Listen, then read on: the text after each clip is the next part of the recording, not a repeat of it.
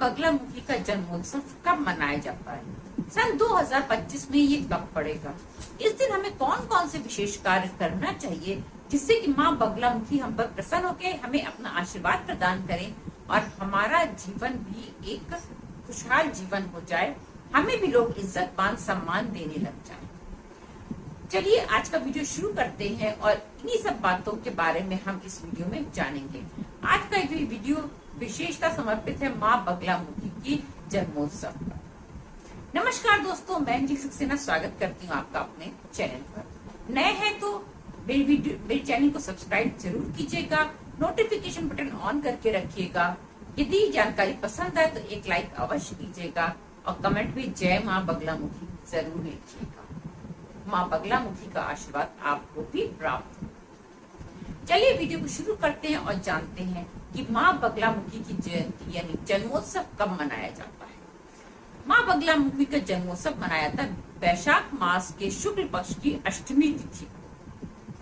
सन 2025 में ये 5 मई को पड़ रहे हैं। इस दिन हमें कौन कौन से विशेष कार्य करना चाहिए? सर्वप्रथम ये जानते हैं कि जो लोग मासिक दुर्गा अष्टमी का व्रत प्रारंभ करना चाहते हैं, उठाना चाहते हैं, वो लोग इस दिन से व्रत का प्रारंभ कर सकते हैं। ये बहुत ही फलदायी व्रत होता है मासिक दुर्गा अष्टमी का व्रत।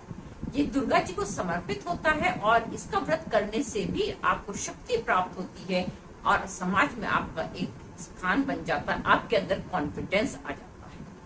चलिए अब जानते हैं कि माँ बगलामुखी के जन्मोत्सव के दिन हमें कौन कौन से विशेष कार्य करने चाहिए।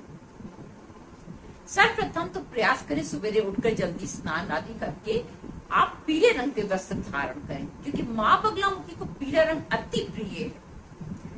पीले रंग का वस्त्र धारण करें। और माँ बगलामुखी कौन है? माँ पार्वती का थोड़ा सा उग्र रूप है, इसलिए अगर आपके घर में माँ बगलामुखी की फोटो या मूर्ति कुछ है तो अति उत्तम है। अगर नहीं है तो आप पार्वती जी के सामने सारा पूजा पाठ कर सकते हैं, उनको माँ बगलामुखी का रूप मान करके, क्योंकि माँ पार्वती का ही उपरूप माँ बगलामुखी है। अब जानते हैं और विशेष कार्य हमें कौन कौन से करने चाहिए।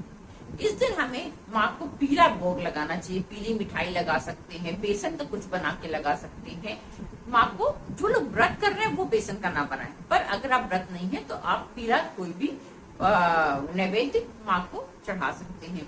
पीले रंग के पुष्प चढ़ाएं, हल्दी लगाएं और आपको माँ बगलामुखी का जो मंत्र होता है, कई मंत्र है माँ बगलामुखी के। माँ बगलामुखी गायत्री मंत्र भी है, एक और उनका विशेष मंत्र भी है। माँ बगलामुखी के 108 नाम मंत्र जाप का वीडियो मेरे चैनल पे पड़ा हुआ है, आप उस पे जाकर के पूरे 108 मंत्र सुन सकते हैं और उसमें से कोई भी एक मंत्र लेकर के आप जाप कर सकते हैं। अगर आपके पास हल्दी की माला है तो अति उत्तम है, उस माला से आप जाप कीजिए, माँ बगलामुखी आप पर प्रसन्न होंगी ही होंगी। और क्या कर सकते हैं इस दिन? आप जो है इस दिन दान कर सकते हैं। किस चीज का दान कर सकते हैं? पीले फल का दान कर सकते हैं, गुड़ का दान कर सकते हैं, पीले वस्त्र का दान कर सकते हैं, घी का दान कर सकते हैं। इन सब चीजों का दान यदि आप करते हैं इस दिन माँ बगलामुखी की जन्मोत्सव के दिन, तो माँ बगलामुखी अति प्रसन्न होती हैं। जो बच्चे किसी भी तरह का कंपटीशन दे रहे हैं, किसी भी तरह की ऐसी पढ़ाई कर रहे हैं, उन्हें माँ बगलामुखी की जन्मोत्सव पे माँ बगलामुखी को प्रसन्न करने के लिए कोई ना कोई कार्य जरूर करना चाहिए। पीले वस्त्रों का दान करना चाहिए, अन्न का दान करना चाहिए। माँ बगलामुखी जो है इससे बहुत प्रसन्न होती है। उनको पीताम्बरा भी कहा जाता है, इसलिए पीले रंग का बहुत महत्व होता है माँ बगलामुखी की जन्मोत्सव के।